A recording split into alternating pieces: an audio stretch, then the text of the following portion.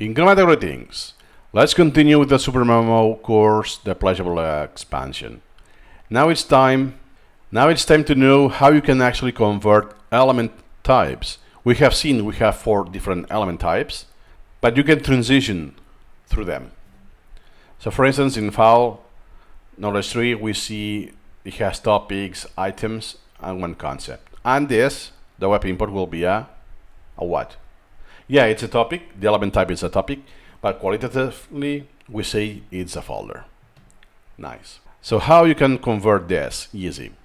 Here I have a task. How do I know I have a task? By the icon, and by here it's telling me it's a task. Then, Ctrl-Shift-P. Since it's a task, it has a secondary tab. It's the only one. The other 3 element types will only have the element tab. And here the element type, you can actually select any other. Now I will select a topic, and that's it. That's how I converted that. But I need to select OK or press Enter. Easy. So now you see it's the T, means that it's a topic. If I press the same, Ctrl-Shift-P, element parameters, now I only have one tab because it's no longer a task. Super easy, right? Then there's another case. Now it's a topic. I want to be an item. Same thing. I do select item in this case, and I apply OK. Here you go. As easy as that. Well, not exactly, because this is a flashcard. Let me simulate the repetition. That's the question. That's the answer. Doesn't make sense, right? I will need to apply a template. No worries. We'll cover this later. And I have the answer is empty. So you can see it. That's the question and answer. Can be useful sometimes if you just make your own stuff from real life, let's say, that you take notes straight. You don't import or copy the clipboard. I know, a conversation you had with a person in real life.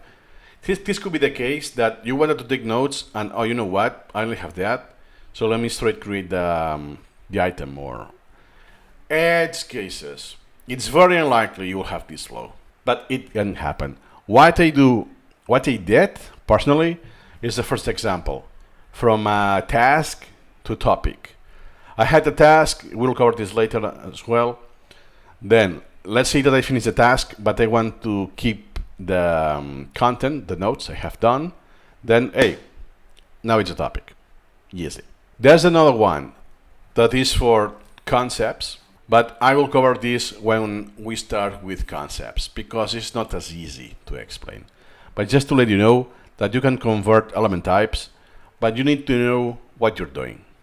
Some are super easy, the ones I shown, and there are some that are quite problematic. Well, problematic. There's an outcome that you're doing that you're not aware.